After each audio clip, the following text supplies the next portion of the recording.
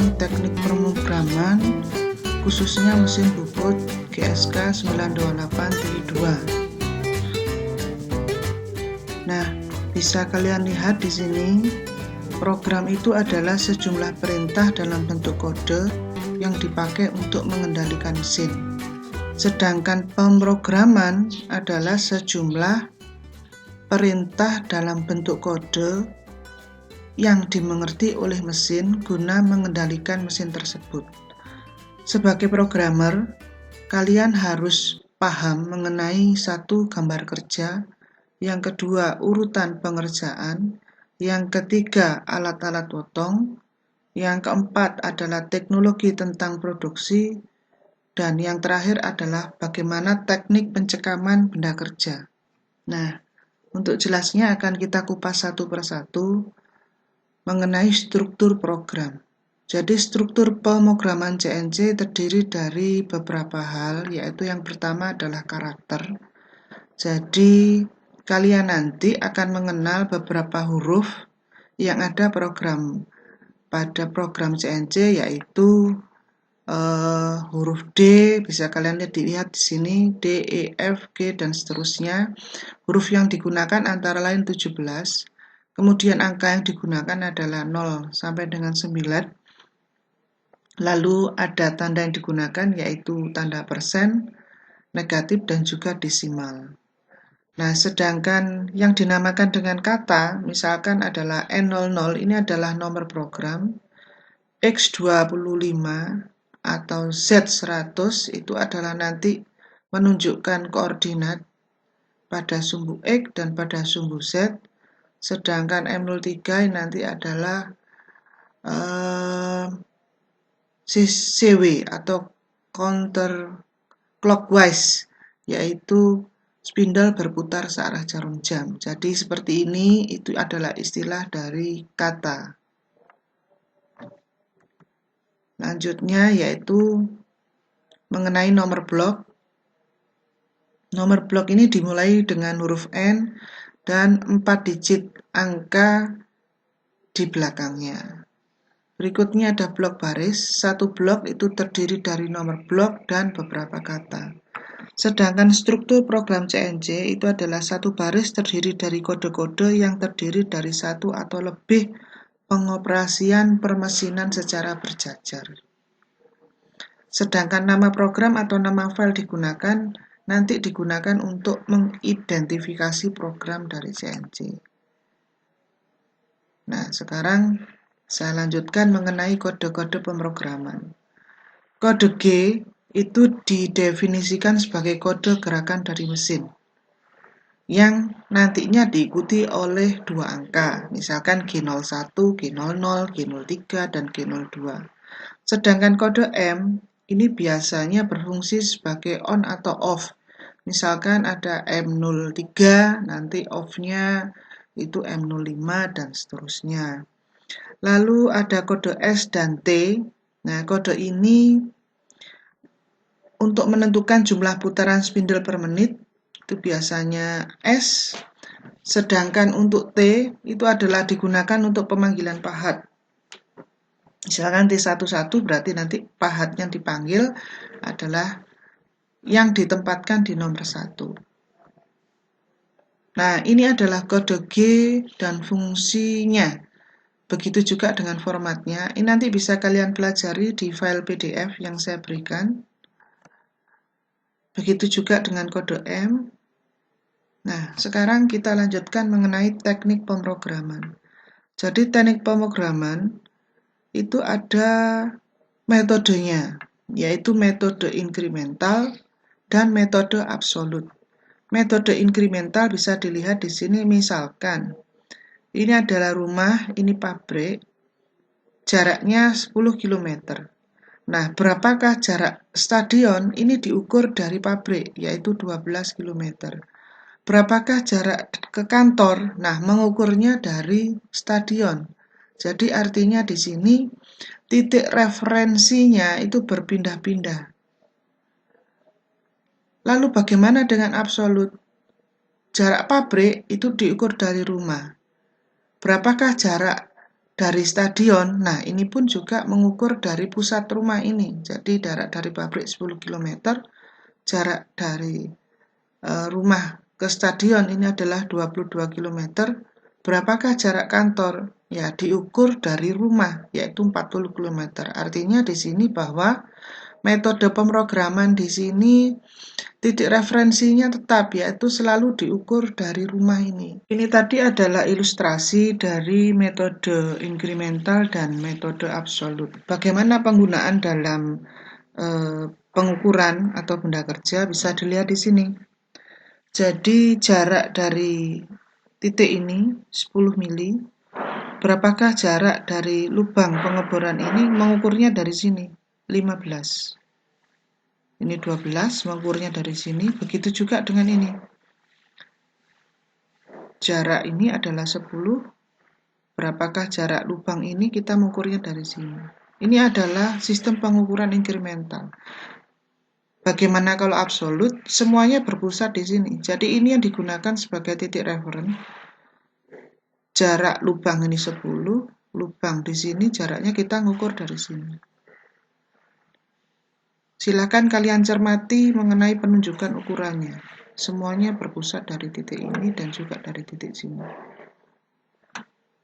Saya kira sudah jelas mengenai perbedaan inkremental dan juga pemrograman absolut. Berikutnya yaitu sistem persumbuan pada mesin bobot, yaitu ada dua sumbu X dan sumbu Z. Kalau misalkan ke kiri atau memanjang itu adalah min Z, ke kanan adalah plus Z. Sedangkan untuk maju yaitu min X, sedangkan mundur itu ada plus X. Akan tetapi harga X di sini adalah sama dengan diameter. Nantinya pada saat pemrograman. Min X dan plus X itu tergantung dari arah tool yang akan kita gunakan atau tergantung dari jenis mesinnya. Apabila arah dari posisi toolnya adalah pada bagian atasnya, maka min X itu bisa berada di sini. Atau pada intinya, supaya memudahkan, kalau misalkan diameternya mengecil, itu dipastikan bahwa min. Sedangkan kalau diameternya membesar, yaitu plus X. Untuk lebih jelasnya, kita melihat dengan aplikasi simulator Swansoft. Nah, kita buka seperti ini. Nah, kemudian kita pilih sesuai dengan mesin yang kita punya. Kontrolnya yaitu GSK 928. Hanya saja kita menggunakan 928 TC. Kemudian kita run. Nah, perhatikan. Nah, ini adalah bentuk dari mesinnya. Nah, jadi pergeseran sumbu X dan Z, jadi seperti ini. Kalau saya gerakkan seperti ini adalah min Z, plus Z, dan ini adalah min X, plus X. Saya ulangi lagi. Jadi sumbu X itu adalah bergerak min, itu maju. Kemudian plus, ini mundur untuk sumbu melintang. Sedangkan untuk sumbu Z, min, itu ke kiri. Sedangkan Z plus itu ke kanan pada sumbu memanjang. Kita lanjutkan yaitu teknik pemrograman untuk G01. G01 adalah gerakan interpolasi lurus. Nah, ini adalah program finishing. X24 itu adalah posisinya ini, sedangkan Z0 adalah di sini. Jadi kita tahu bahwa referen atau titik 0 benda kerja berada di tengah sumbu X0, Z0. Kemudian bergerak ke kiri, Z min 20. Kenapa min? Karena arahnya ke kiri. kemudian X 40. Nah, jangan lupa bahwa harga X itu sama dengan diameter. Lalu menuju W min 18. Nah, perbedaan di sini ada Z dan ada W. Z itu adalah penunjukan sumbu ke arah memanjang, akan tetapi menggunakan metode pemrograman absolut. Jadi berdasarkan titik nolnya di sini, min 20. Kalau misalkan ini kita tuliskan Z, berarti Z min 38. Jadi isinya di sini Z min 38, yaitu pertambahan 20 dan 18. Akan tetapi saya di sini ingin memberikan contoh kalau misalkan kita menggunakan metode inkremental, maka terakhir posisi Z min 20 berada di sini. Nah, ini akan menjadi 0 lagi apabila menggunakan inkremental, sehingga kita cukup menuliskan jarak dari titik ini ke kiri itu sebesar min 18. Kemudian X 50. Nah, setelah itu di sini tertulis G00, berarti adalah gerakan rapid atau gerakan lurus tidak menyayat menuju X 100 Z2. Berarti bergeraknya ke kanan. Seperti ini. Menuju X 100 dan Z2. Berarti di depan permukaan benda kerja atau di depan permukaan benda kerja itu sepanjang 2 mili. Berikutnya. Nah, sekarang G02. G02 adalah gerakan interpolasi melingkar atau radius. Jadi kalau dilihat di sini G01 X10 Z min 8, berarti posisi tool adalah di sini. Diameter 10 Z min 8. Nah, karena mau membobot melingkar atau radius, kita lihat arahnya. Jika melingkarnya di sini adalah gerakannya searah jarum jam, maka menggunakan G02. Menuju berapa? Kita lihat di sini diameternya adalah 18, Z min 18. Dari mana? Dari 8 ditambahkan 10. Kenapa 18? Nah, kita cermati di sini menggunakan Z. Berarti metodenya adalah inkremental. Nah, kemudian dilengkapi. Karena membut radius berarti harus ada R-nya. R-nya berapa? Bisa dilihat di sini radiusnya adalah 15. Nah, ada penulisan yang lain menggunakan I atau K. Caranya bagaimana? Ya, berarti titik awal lengkungan, posisinya di sini, dihubungkan ke pusat lingkaran, sejajar dengan sumbu X. Nah, nanti akan kita kupas lebih jauh mengenai harga I dan K. Bagaimanakah cara mencari harga I dan K? Nah, kita perhatikan di sini, titik start awal lengkungan dihubungkan dengan pusat lingkaran. Nah, berapakah harga I? Yaitu jarak titik ini dan ini. Nah, bagaimana mencarinya? Kita bisa menggunakan Pitagoras. Jadi kita tahu ini R-nya adalah 15, sedangkan ini 10, maka akar dari 15 kuadrat dikurangi 10 kuadrat. Nah, kalau dihitung 15 berarti 225 dikurangi 100, 125. Nah, akar dari 125. Berarti sama dengan 11,18. Jadi harga I, saya ulangi lagi, titik start awal lengkungan dihubungkan pusat lingkaran sejajar dengan sumbu X. Berarti harganya 11,18. Sehingga di sini saya tuliskan 11,18. Nah, sedangkan untuk K-nya, K, titik start awal lengkungan dihubungkan pusat lingkaran sejajar dengan sumbu Z. Berarti harga K-nya adalah 10. Kita lanjutkan untuk berikutnya yaitu G03. Jadi kita lihat di sini G01 X14 Z-8 posisinya adalah berada di sini. X14 Z-8. Nah ini. Di sini. Kemudian kenapa G03?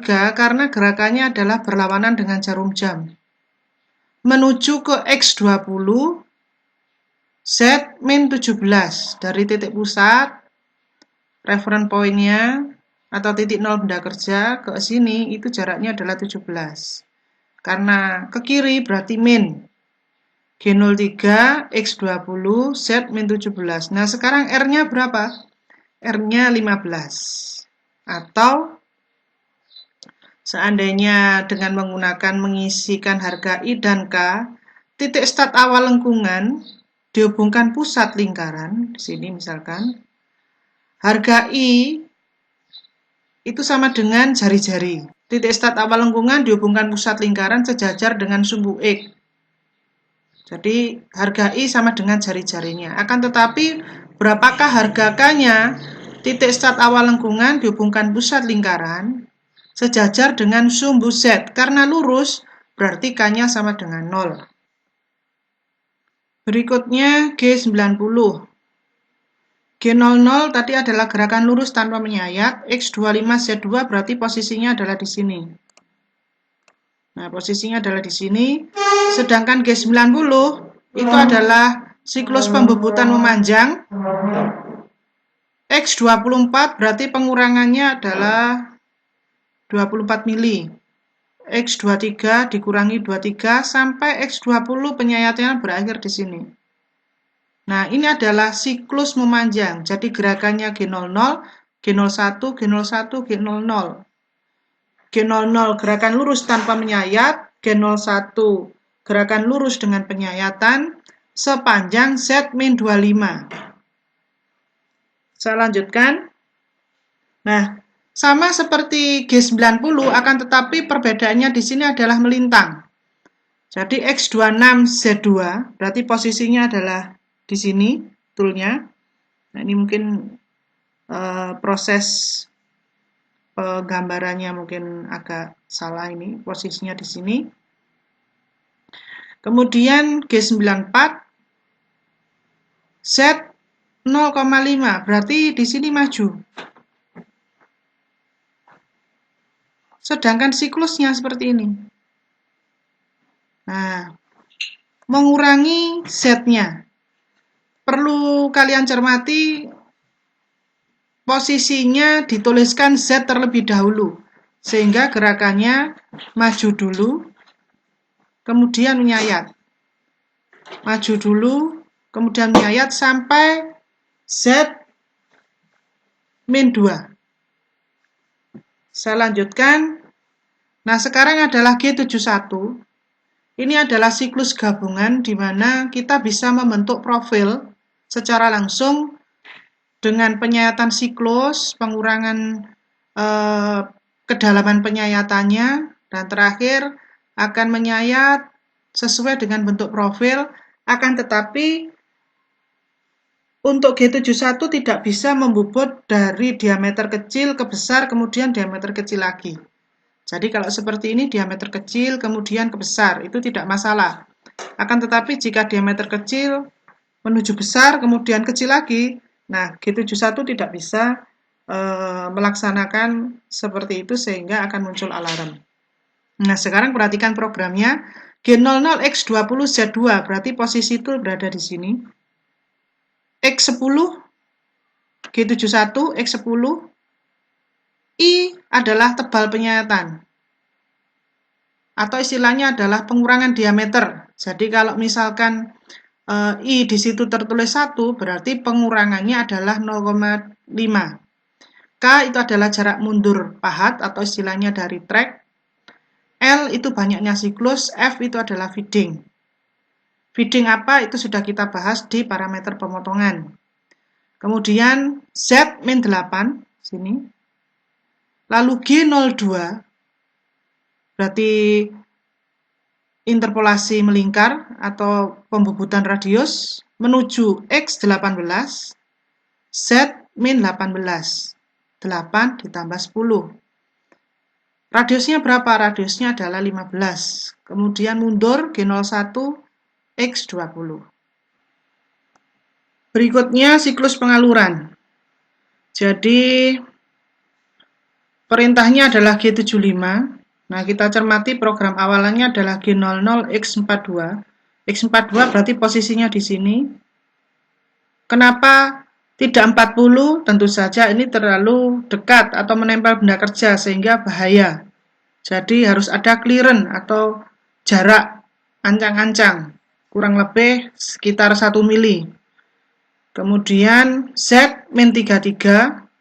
Nah, Z-33 ini ada alasannya. Kalau kita lihat di sini terhadap titik 0, ini adalah 30. Akan tetapi harus ditambahkan dengan lebar dari pahat alur. Seandainya pahat lebar alurnya 2 mili, berarti 32. Kenapa? Karena titik acuannya adalah di sebelah kiri ini. Karena ini pahat alurnya 3 mili, berarti di sini Z-33. Kemudian G75, X berapa? X adalah acuan diameter yang dituju atau yang terakhir yang dihasilkan adalah X20. Kemudian Z-50 atau W-20 juga tidak masalah. Sedangkan I adalah kedalaman atau tebal penyayatannya, itu adalah 0,2, sedangkan K adalah retract atau jarak mundur pahat. Nah, sedangkan E ini adalah istilahnya spasinya, jadi bergesernya tool itu berapa. Nah, kalau misalkan kita tuliskan 3 mili sesuai dengan lebar pahat, nantinya akan terjadi sisa atau guratan dari bekas penyayatan, sehingga lebih baik kita tuliskan di sini E 2,5, kemudian feedingnya 20. Berikutnya adalah G92 siklus penguliran. G00 X13 Z5 berarti posisinya aman, yaitu berada di luar benda kerja, yaitu ini benda kerjanya M12, jadi ini ancang-ancangnya di sini. Kemudian X G92, kemudian X12, maka di sini akan menyayap. Z min 27, kenapa 27 tidak 25? Tentu saja supaya menghasilkan ulir yang bagus, ini dilebihi kurang lebih 1 mili sampai 2 mili. Sedangkan P ini adalah pitch ulir metrik. Jadi kita akan membuat ulir M12 1,75. Ini berarti jenis ulirnya metris dengan sudut ulir segitiganya adalah 60 derajat, diameter luarnya itu 12 dikalikan 1,75. 1,75 adalah kisar jarak dari puncak ke puncak ulir, meskipun pada prakteknya diameter yang dibubut jangan pas 12 karena harus dikurangi 0,2 untuk clearance supaya pasangan nyamur bisa masuk dengan bagus atau dengan baik, sehingga dikurangi 0,2. Jadi pada proses pembubutannya kira-kira 11,8. Nah, kemudian kita tuliskan X 11,5. Nah, ini dikurangi X11 10,75, kemudian 10,5, 10,25 dan seterusnya sampai diameter dalam ulir itu sesuai. Nah, tentu saja di sini akan sesuai dengan melihat tabel atau juga bisa dihitung. Nah, nanti untuk lebih jelasnya secara mendetail, kita akan masuk ke program di pembahasan selanjutnya. Demikian tadi mengenai teknik pemrograman untuk mesin bubut G928TE2. Semoga bermanfaat. Wassalamualaikum warahmatullahi wabarakatuh.